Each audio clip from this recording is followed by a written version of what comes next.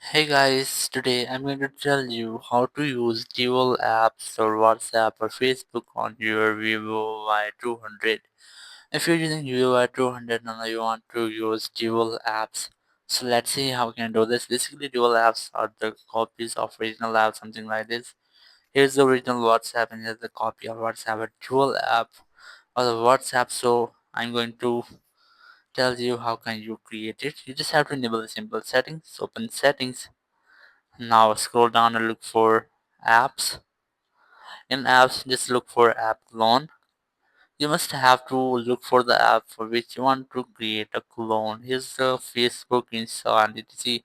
As I'm going to make a clone of Facebook app, just enable the settings. Now go back and you will get a clone app or dual app of your Facebook. Here's the original Facebook app and here's the clone app of the Facebook. So that's how you can easily use dual apps on your Vivo Y200. Thank you very much for watching the video. Until next video, bye bye.